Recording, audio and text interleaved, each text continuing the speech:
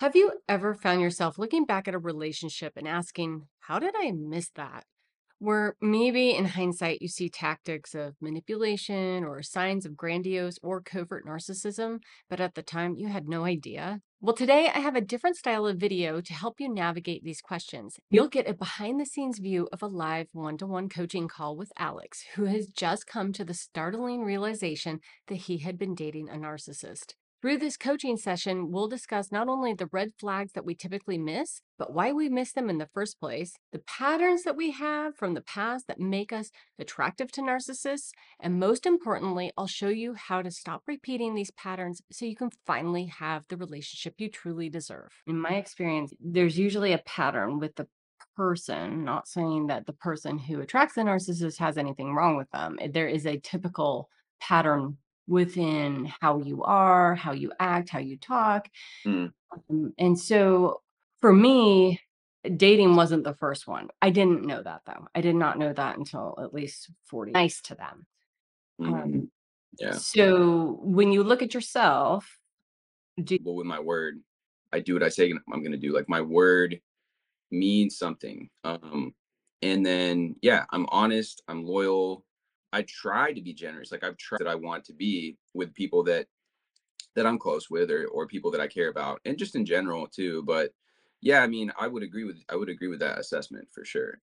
yes, is really helping people understand all those things that are noble and virtuous and target for people who want to use you and manipulate you. So there's a balance about being unmanipulatable and Yeah. also generous, you know, and not someone who is boundaryless and not someone who's generous to a fault, not someone who's loyal to a fault. So that's kind of the striking thing, and I work with all nice people. I mean, really, really kind, high functioning, very successful achievers, and these are the people that are targeted. And it is because when you look bright and shiny, and also they can check to see, are you usable? Are you going to do what I say? Can I manipulate you? Can I make you feel a little bit guilty and make you do a thing? Like that is kind of where it starts. Mhm. Yeah. Yeah, I can see that happen. I can see that. I mean, that's when somebody does these types of things to me, I do have the capacity. I have the capacity for whatever, like to set back. To use because I think that's where that's it's just such a key part of this Yeah. of why it Like doesn't work or why that one worked and that one didn't. like for example, there would be just, super silly stuff where it was like around that like I said before, that pattern that would happen about once a month or once every couple months. And then something silly about the dishes, right? The dishes Mhm. aren't clean, so she feels unappreciated because the dishes aren't clean. And I'm just telling her, like, look, I do the dishes like all the time. I do them literally every day. I've done them every day this week. And so Mhm. for you coming to me telling me that I never do the dishes, that's just not true. A few times where it's like, um, look, like, if this is really how you feel, if this is really this big of an issue for you, then maybe we need to figure out like a different living situation. So tell me about what it because a lot of people are going to get, they're going to be neat freaks or whatever and they're not narcissists. So what is it about this? Let me ask you a little bit, sorry to cut you off. Let me ask you a little bit differently. So when you're dealing with a narcissist, you're going to get that kind of an argument for control and domination. Hmm. Where another person, like I am, a total neat freak, I don't like stuff around. I am not trying to control others or dominate others. I would like people to be clean. So it can be controlling but not dominating. It can be controlling but not manipulative. So you can be emotional and not be trying to use your emotion to get somebody to behave in a certain way. It's when it crosses over into that area um, that's kind of the red flag zone. Does that make sense? Yeah, I mean that's just one example, but Yeah. I would say that it is a valid example because she would use it to try to guilt me and then to try to control me. I mean, There you go. That's caring enough about the relationship, and mhm, she's making it mean all these different things mhm. that literally some dishes in the sink for I think any normal person can just be a simple conversation that's like, hey, like whenever you get a chance, if you could do those, like that would be awesome, right? I mean, Mhm. or Right. hey, I'm gonna do this, like, and then and so sometimes there would be normal conversations like that, but it would be like I said, this pattern where this would happen around that type of frequency, either once a month, once every month and a half, something like that. Right. So, do you know the cycle of abuse and how that works? Kind of No. how you Okay, so there's a cycle of all kinds of abuse where there's abuse and it gets pretty toxic, and then it's kind of like the tipping point. The person is afraid you're going to leave, so then they behave until they think they've got you back under control, and then they start to abuse. um really recognizing that they're on an abusive pattern in that way, other than they're feeling confident that they have a certain amount of control or a certain far up here, feeling powerful and pushing back, then they cool it off and try to keep you around. Does that make sense?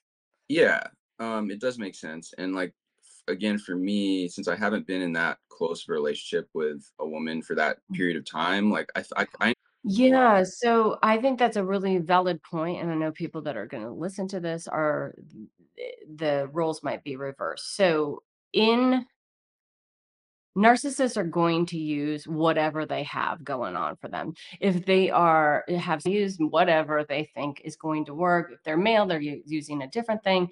yeah, So it's really when you're trying to look at like what was that? What did I just see? What did I just witness? I don't even know that it's important, to label it narcissism. It's more important to see what was that pattern? How do I not fall back into that? And how do I spot it? mm, So for me, the key thing there is using what she was presenting as a vulnerability as a weapon against you. And that yeah, is super toxic. And it doesn't matter if you're a narcissist or not, or if you're just a plain old manipulative girlfriend. Like that is what it is. yeah, And likewise. So for a lot of people, you're feeling sorry for them and allowing unreasonable behavior to yeah, come as yeah, norm. exactly. And it made it the way that it was framed up like that. It made me excuse it much Yes. more than I should have. Yes. And so that's where the big problem was. I mean, I could give you other examples too. Is like we would be at the gym and then just these all these accusations of me like looking at other women when I'm Yes. really not. Like I'm really just kind of minding my own business. Like if somebody walks in front of me or is in my field of vision, I'm just like see them or whatever. But it wasn't anything like what these accusations were.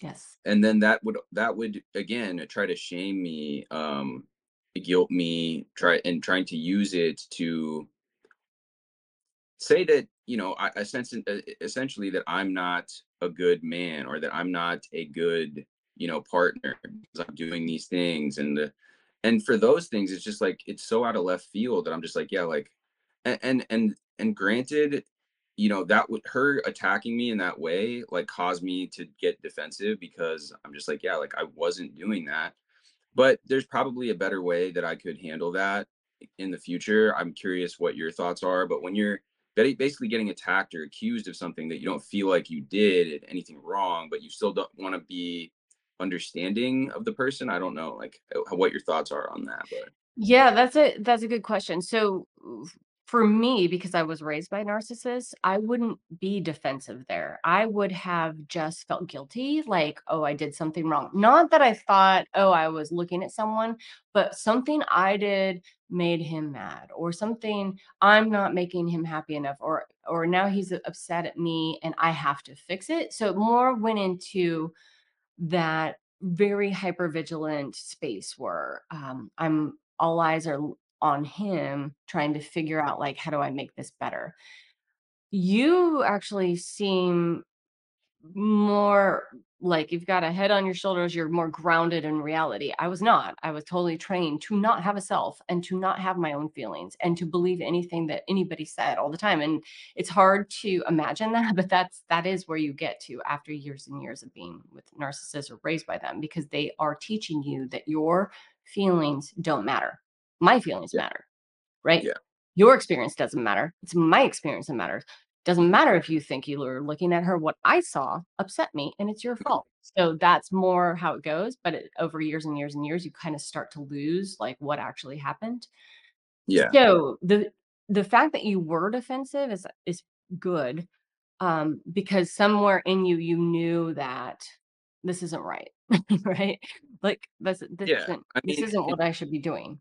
yeah, and then that example, that's an example of just like a red flag that is just like I'm just like, because in my mind, I'm like, she's being crazy. I didn't say that to her, but she's being Yeah, like the level and depth of insecurity for her to come and attack me in a way like that when I wasn't even doing what she's saying, yeah. um, is is abnormal, is for sure, like, and so, but I'm So curious so what, let me just kind of qualify that, because there's a lot of reasons why someone might do that. What there's, PTSD, there's trauma responses, there's people that for whatever reason they're anxious attached. So they might be like, "Oh, you're going to leave me," or "Oh, you're looking at someone else," or that maybe they got cheated on before. So I just want to make sure that we kind of separate like what happened there with you is different than that, and I can show you a little bit of why that's different. So what you're looking for when you're dating someone, or when you're like I might be with someone that's not good, you're looking for a pattern of they need to control me and dominate me, and not just control what I do, but control me by telling me what I did and how I should feel about what I did and what I should be doing better to be caring for them rather than myself. So a reasonable person who's just insecure is like, "Oh, that girl was so cute at the gym and you were looking at her," and you say, "Oh, yeah, well, she was pretty," or whatever. And and then you can talk about it and be like, I hear that you're insecure, or I'm insecure, or whatever. And you can work through that. When you're dealing with this kind of toxicity, it is more, I am using this as a weapon to guilt you, shame you, make you feel small, and make you want to serve me, really, is at the end of the day, do yeah. my bidding. Well, I want to make that distinction as well because, yeah, Yeah. I think you're right. If it was just, and that's where maybe I didn't see what was going on because, like, in my mind, I'm like, this person is crazy, crazy insecure. But, like you said, if it was insecurity, they would probably bring it up in a more kind of softer manner. Like, hey, like, I noticed that you were looking at, like, Yeah. whatever, if Yeah. that's what they thought that I was doing. But with hers, it was like a vicious attack, and it was like a stonewalling, like, Yeah. arms crossed, like like I can't, just like this, basically this like malicious type energy toward me. Right. And so I don't know how to describe it really, but it's like it's You kind of do. just again the blame, like the attacking, the Yes. um like I'm a bad, basically I'm a bad person, like Yeah. that because I saw you like looking at these other women or what or Yep. whatever. That's Yep. the flavor of the day in this example, right? But Yep. that's how it would come up with no matter what. I mean, it would be about like going out too, going out to hang out with my friends, and again, that type of thing, that type of shaming to the point Yeah. where he's like on the floor sobbing in tears because she's twisted my words to say that I'm trying to go out and pick up other women because I told Mhm. go get a drink with my friend, which is, it's a completely different thing, right? That- Right. and then Right. using my like twisting the words with the word salad too to go and ask other people and then bring it back to me and say, "Oh, my boyfriend wants to go to the club and pick up girls and or something, and then Yeah. go to the club without me." And they were like, "And yeah, everyone said that that was messed up." And I'm like, "Okay, well, that's never what I said. So you're just like going out there and getting all these opinions of people for something that I never even, you know what I mean?" So like, Yeah. um, yeah, I mean that it would always be like that type of energy of what I'm talking Yes. about. And when things Yes. were good, they were fine. We'd have more normal conversations. But when she got into this emotional like whatever triggered her, when she got Right. triggered by whatever it was, it would become this whole nother level of things. And then yeah, the tears would come out, Mhm. or yelling, or just don't like that, all the across the board with all that type of behavior. Whatever I felt, Right. yeah. So let's look at that because this is what keeps you on the hook, right? Otherwise, you would have been gone right then and walked out and be like, "See ya." So what keeps you on the hook is the irregularity of this pattern. Like you're saying, sometimes she's just nice and sometimes she's like this. Now, why why that's important to look at is when you look back at the nice times, you might start seeing a pattern of, oh, I was doing what she wanted. And when I didn't do what she wanted, this is what I got. But it wasn't that she was nice and not nice. It was you behaved or you didn't behave to her rules. Can you tell me like the very first time when you look back, like what was the very first red flag that you missed, you think? It was probably something small, just like irritability to criticism. And Yeah. Okay. that wouldn't really count as one of these bigger things that I'm mentioning, but that was the first kind of red flag that I noticed, was just like me telling her to do something or be careful because she like drove over a curb, and Hmm. then she's like, just don't tell me what to do. Like, don't tell me that after I just did something.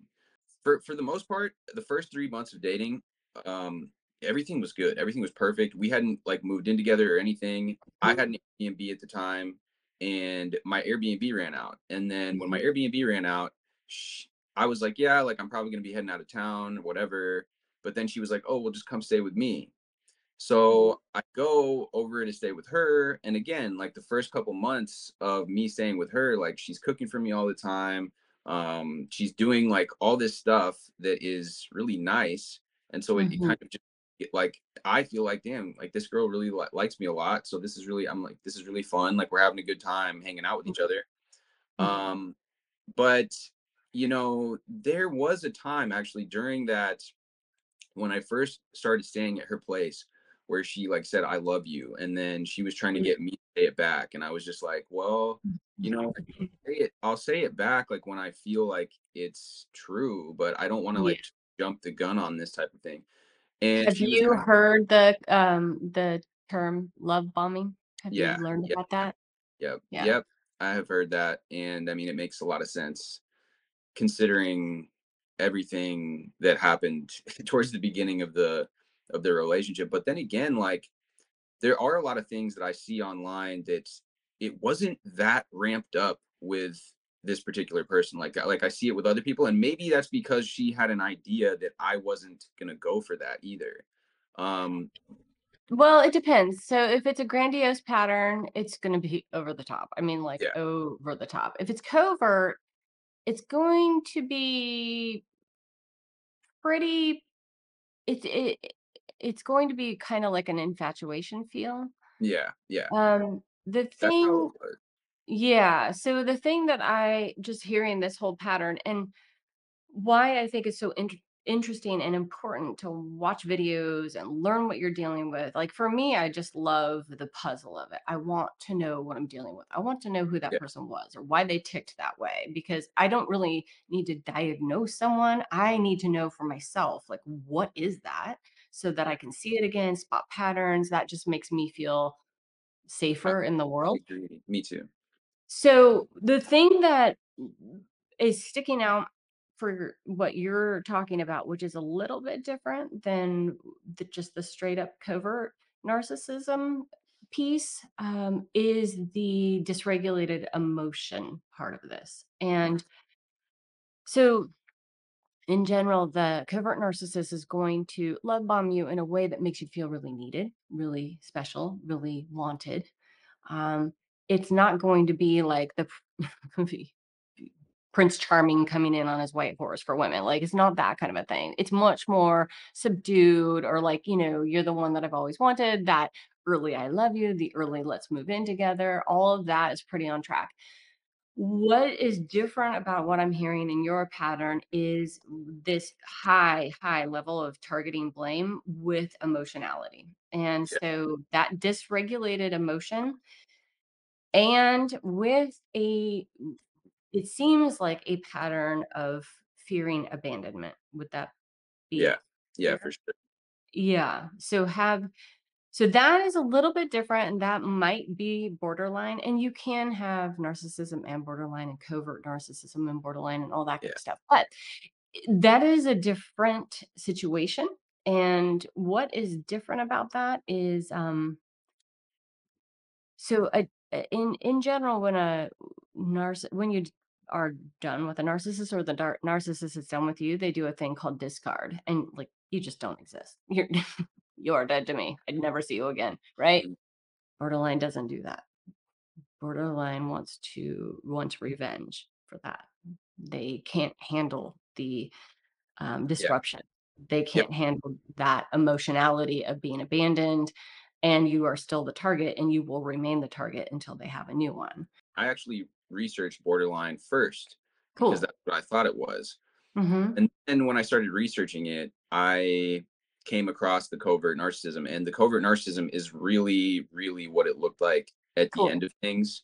Okay. But I think that they're both very similar. They're both a lot of overlap. So to me, it's like I don't really know what it was. And kind of like to your point before, it's like it doesn't really matter what label I want to put on it, really, because it is what it is. It is like what Right. this, and but again, spotting the pattern of behavior. But yes, you're right. The fear of abandonment was a big thing. And she Yes. would always frame these things, these emotionalities in that kind of way, right? It was Right. always that I'm not a good enough partner. I don't appreciate her enough. I don't treat her well enough. I don't do this. I don't do that. Um, Mhm. and always framed in, oh, you're gonna go cheat on me. Mhm. Like this type of stuff. So it was always kind of coming from that larger theme of being abandoned. And so you're right, it may be borderline. I mean, yeah, it might be. It might be covert. Um, either way, because a fear of abandonment could be triggering, Narcissism dysregulation. though. It could also be triggering a narcissistic rage. So it Yeah. either way, it's not going to be fun. It's not going to be easy to deal with, right? Hmm.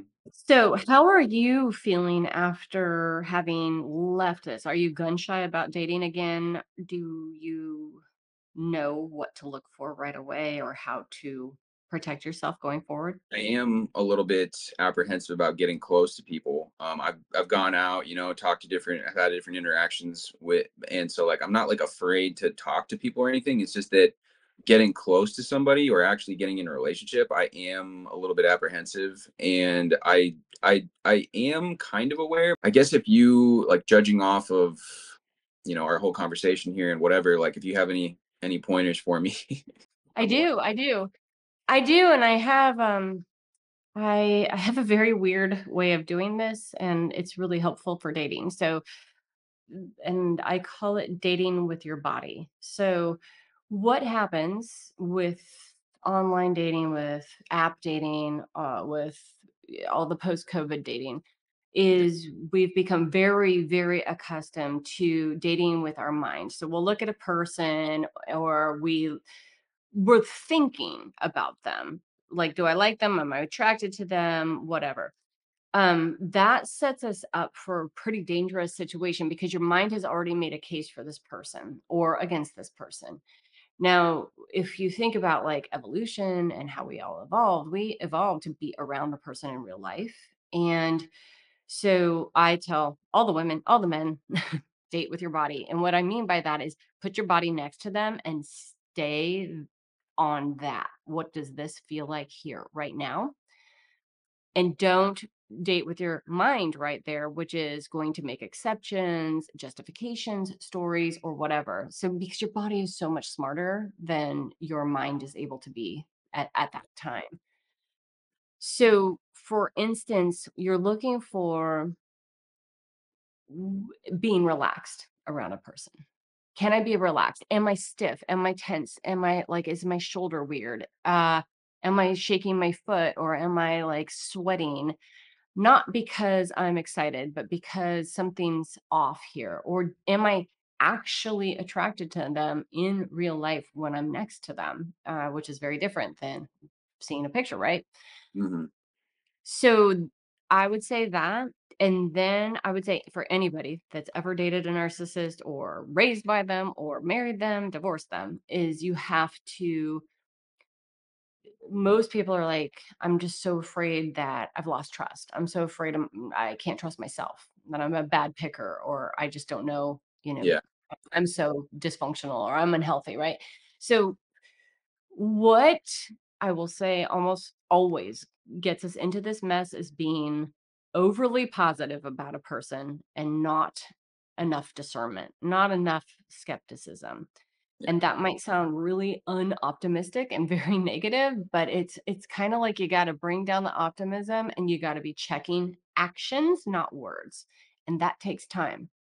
Mhm. So, when you're on a date, it's like, "I like her, we'll see," "So far, so good." It's a yes until it's a no, but it's not a 1,000,000% yes, and I'm not diving off this high dive into a relationship anytime soon until I have these certain traits and habits checked. And you're looking for, yeah, needing to control, needing to dominate, sensitivity to criticism. You're looking for somebody who's trying to elicit pity big time. That's covert. That's what you want to be looking for. You want to look for someone who doesn't need a lot of attention, a lot of affirmation all the time. Yeah. Do they Yeah. have a life of their own? So, what do you think about that? How does Yeah. that sound for you? No, that sounds like, good because I do notice there are people that I'm in their presence and it just feels a little bit off and or they say something, it's just like, what is this? And but yeah, I mean, with her, it was just so different. It was just very I felt good around her, to be honest with you. Yeah. Like, but it wasn't until things got weird and she got triggered and all these other things. But what I did notice is that attachment, is that kind of neediness that she had. Mhm. That was kind of right to the beginning because she was just, all wide-eyed, like googly-eyed about me. And I suppose that fed my own narcissistic traits. Well, But every one of us needs to be needed. We want to be wanted. I mean, that's normal, that's good. Um, for me, I did like 10 years of dating after my divorce, and so I went on a lot of first dates, like a lot of first dates, and very few second dates. But with one guy that I ended up dating for a while, I did not see the covert because I didn't even know it was for starters, but he just seemed so genuinely nice. Like, I just absolutely didn't see that it was manipulation at all. yeah, I just yeah. got his kindness. Me too. And to be on like to give you an example, I even, I brought her around my family like multiple times, but the Mm, last time at Christmas, right before she ended up betraying me, my grandmother was like, "Oh my gosh, like she just loves Alex. She's just in love with Alex. You can just tell." And like that's mhm. what my family thought. So she thought she had my whole family fooled too. Yeah. Um, I guess. And yeah, just to me, I rationalized it too because in my mind, like I am a really good partner. Like I'm looking at it like when she says stuff like I'm lucky to be with you, that like that she meant it. And maybe the part of her did, I don't know, but like I didn't take it as like, oh, this is just a big scheme, you know? Um, I don't think it's a calculated scheme, but yeah, I'm lucky to be with you, big red flag. Um, I'm I don't know what I'd do without you, big red mhm, flag. You don't yeah, wanna hear that. yeah, That's when you run. yeah, Unless you've been together for, like, 50 years and they're saying that after yeah. that, Well, but she was not saying for that a long she was time. saying that right away, but Mhm. yeah, I mean, I think it's just I all would of these. say even in the first 3 years, you don't Mhm, wanna hear that yet. yeah, That's yeah. It was yeah, I think it's just all of the over complimentariness. I mean, it's like you like it. I want it to a certain degree, but I don't want it to that degree where then it's like just feels yeah. I mean, there's something weird about when you're complimenting somebody so much yeah. because it's almost like there's on the flip side of that, there's something expected then, right? Or something. It feels like it's being done in a way that's it's kind of like when that law of reciprocation, right? Where you like do something for somebody and then you expect something later or something like that. Yep. Yep. Yeah. I think, I just talked about that in a recent video. Just it's almost like that salesperson, like, trying to hook you in, like, "Now you're gonna buy, right? Because 'Cause I've been so nice to you." Yeah. Yeah. There's all kinds of different reasons that somebody would be super emotional. They might be, bipolar, they might have trauma, they might be having some kind of PTSD episode, like all different reasons. What the toxicity part or the real scary part is, are they trying to use it as a weapon to control your Yeah. life and dominate Right. you, right? So Yeah. that's where you just have to be really strong, really, Yeah. and protective about, like, what was that? What did you just do there? Or why did you do that? So, like, Yeah. "Don't go out with your friends tonight because I'm just so lonely and, how could you leave me back here?" Like, then you just talk about that right there. Like, that Mhm. doesn't work. You can't do that to me. You can try Yeah. it again, but I'm not gonna stay here if you do that again. Yeah. Instead of, "Oh, I really hurt her." It's like, Mhm. "No, we can have either raise up to this level and let's have a real conversation, and if I hurt your feelings, I can deal with that. We can work that through. But if you're doing this to try to get me to stay, that's not gonna work for me." Yeah. Yeah, I like that. And that's the thing, is it like, what is this? What is that right there? Like you pointed Mhm. it out, because that's all well and good. We can have a conversation about this if it's something that actually is, bothers you, or anything for that matter. But having a calm conversation about something versus this type of like blame and is just Tantrum. It's a yeah, is tantrum. the tantrum is completely not acceptable to be doing that, Yes. and then trying to use that to make me feel bad. Yes. Yeah. Exactly. So that's that coercion, that's that manipulation, and that's the super toxic part that actually is, you have to play a part in that. That's the you problem there. Hmm. Hmm. Because believe it or not, other people aren't going to be manipulated by that. They bounce right away, and hopefully you will now bounce right away. That doesn't mean that if a girl cries, you like get up and leave and never talk to her again, because that's not what this is. So you just have to be really good at going, is this being leveraged against my good-heartedness, my generosity, my kindness? Are they actually using the good in me to Yeah. try to hurt me? Yeah, absolutely. And I think part of that too is like maintaining almost, this might sound weird or bad maybe, but just a little bit less empathy. Because I think what happens for me is like I get so swept up in the other person's emotions and how they're feeling, that I'm not able to read the situation objectively anymore. And because Yes. I'm feeling what the other person's feeling. And so if I can remain a little Yes. bit more emotionally detached and just be not allow my emotions to take over, then I'll be able to see that for what it is, like you're saying.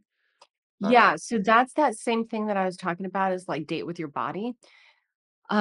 Because what you do there is actually not real empathy. That is pretend empathy. Because when you're with a narcissist who's playing you and you're empathizing with that play, you're actually not reading real empathy. You're Yeah. reading fantasy and projecting empathy there, projecting kindness where there isn't. Mm, So when you're in your body, you will truly empathize with a person, and you'll be like, I don't know, have you ever sat across from somebody who just starts crying and they're like doing this whole show and you're like, I don't feel anything. This is weird. What are they doing? yeah, no, I have. That's true empathy because you're actually reading them. Mm, yeah, that's a really interesting distinction, because yeah, that's such an interesting way that you're putting it. I never thought about it like that. That like I'm projecting my own. Your own good nature onto somebody that doesn't Yeah, deserve and it. I think it's because I have a blind spot there, like Yeah. that I've created, because I've decided that I want to see the good in this person, and Yes. that's limit it's blinding me from the truth of what's That going a on. 100%. 100%. That is every one of my clients, that is me, that is everybody that watches my channel. That is what we do. We want to see the good in them. Sounds so correct, but it hurts us so badly. Yeah. So now what I say is, I want to see the truth. I want to know the truth about them. So, do you have even like a phrase, let's say, because like I said, like when things were good with her, I felt like relaxed around her, but going on what you're saying with the body thing, I did feel like icky or just weird with these situations when she did this stuff. Yep. Is it do Eggshells. you have, like, a certain phrase? Like, do you say, "I want to see the truth," or how do you remind yourself to kind of see it objectively as that's happening? Or Yeah, so I how I look at it now and how I talk to my clients, like the words we use is like, I want to see the truth. I need to see the truth. I want to see the truth as fast as possible, really, Mhm. instead of I want to keep this fantasy going for as long as possible. Yeah, Um, I want to know who I'm dealing with. At the end of the day, that's really what I want to know. I want to know, are you dangerous? Are you going to hurt yeah, me? Are you strange? Are you fine with some quirks? Like, I just want to mhm, know what we're dealing with here. yeah, And I also love my life. Like, I love my life, and I am just fiercely protective of bringing in any kind of drama or chaos into my life because I've worked so hard to get to this life after yeah, all that. yeah, yeah, I agree, and I'm the same way, and that was really part of the ending thing was, an argument about texting. I told her, like, "Look, during the day, I'm not gonna be texting you," because she started flipping out, attacking me that I wasn't texting her enough or texting her in the morning or asking how her day was, and I'm just like, again, this was, like, over the phone, so I was like, "Alright, like, I can text you in the morning." I was like, "If that's that big of a deal." But then what happened is I texted her in the morning, and then because I didn't text her in the afternoon, it's almost like I didn't it the goalpost shifted. It's like, Yep. "Okay, well, this is ridiculous." Like, Yep. um, so I like that, and I'm going to kind of do that for myself, like, that keep that in the back of my mind that I wanna see the truth. I wanna see and I fiercely wanna protect my life too. I mean, what I'm creating here and what I'm doing and what I'm working on, that's not gonna change for anybody. It's not like I'm just gonna throw that all away just because I have a relationship with somebody. I mean, that's not how life works and Right. not how it should be either. So, Right. So you're a health guy, right? You work out, you eat well. Like, yeah, you wouldn't just eat something probably without knowing the ingredients inside, right? yeah. I mean, for the most part, Same thing. Don't yeah. date until you know what you're dealing with. Just check the ingredients and you're looking for, is she manipulating me? Is she real? Watch her actions, don't watch her words. The words don't matter. You're looking for how she is over time. Hmm. Cool. Cool. But yeah, like so, just the last point. Then, so just when that's happening, when you're in that moment, you just feel into your body like this feels, and you just kind of get a feeling like this feels off, essentially. Yeah, so we are animals. We live in an animal's body. So if you Yeah, think about, if you were walking through the jungle and you felt a jaguar mhm, staring at you, or you get that creepy feeling yeah, like this is not safe, this is not at ease, something's off. Now you can have that because you're nervous. That you could totally have that, but you have to just stay checked in. Like, what is this? What am I feeling? Is mhm, this attraction? Am I nervous? Is this like too charming? Like, is she coming on mhm. too strong? Is she playing me? Does she have an angle? All of that is going to be read in your Yeah. body when you're on Yeah, a date. that's actually making me think because there's a lot of baby talk that she would do and a lot of kind of over the top stuff.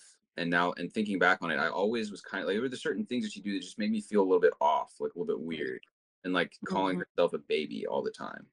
She'd be like, mm, "I'm just a baby," and so it's like getting into that type of thing that mhm, puts her in this kind of victim thing too. Also, where she doesn't have to yes. take accountability for anything going on. She can put all the responsibility for how she feels and her emotions and everything onto me. It kind of all was like feeding into that, I guess. Yeah, so let's fast forward, you're on a date. You're with a new person, you've never met her before, Hmm. and you start to have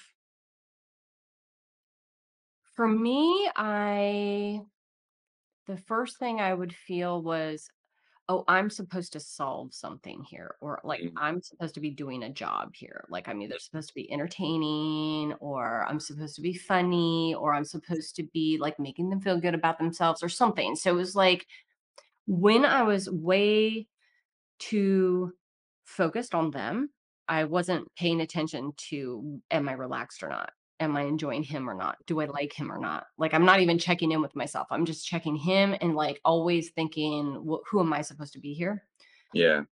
Um, it wasn't until, like, later when I met my husband, I'd done a lot of this work, that I, the very first thing I noticed was I had had this injury from yoga for a really long time, and I couldn't sit cross-legged very well, and I was at a concert, and he sat next to me, and his leg touched my leg, and my pain was gone. It was just like I'm not holding myself tense, and I just realized, "Oh, I'm weirdly relaxed."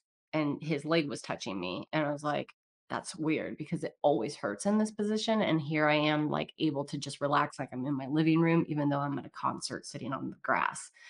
So, so I already knew this, and I was working on this with my clients and with myself, and that was kind of my weird first sign, like, "Oh, your body feels okay around him." And maybe this is a thing, and that's where I just kinda kept going, but I know it sounds strange, but it really does work. Okay, and that was for your current, like, that was Yeah, for my current husband, yeah. Yeah, yeah, that's good, that's awesome, yeah. Well, yeah, and again, that's why it was confusing because, like, I did feel good around her a lot of the time. It was only when she started acting in this type of way that we're talking about where right, that's where it was confusing is, like, I did right. feel relaxed around her a lot of the time though too, so Yeah, and you're not gonna always feel good. You're going to feel like you can be yourself, like you can occupy yourself is mhm, really what you're looking for because, you know, and it's when you're with somebody, like, they could be upset, they could be angry at you, that's not gonna feel good.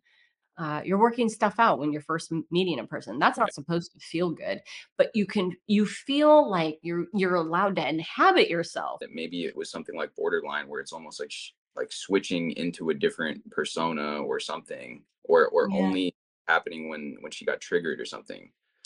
That's why it's Yeah, confusing. yeah. I mean, honestly, I mean, people ask me all the time, like, you know, my employee, I think they're a narcissist. Should I get rid of them? No, no.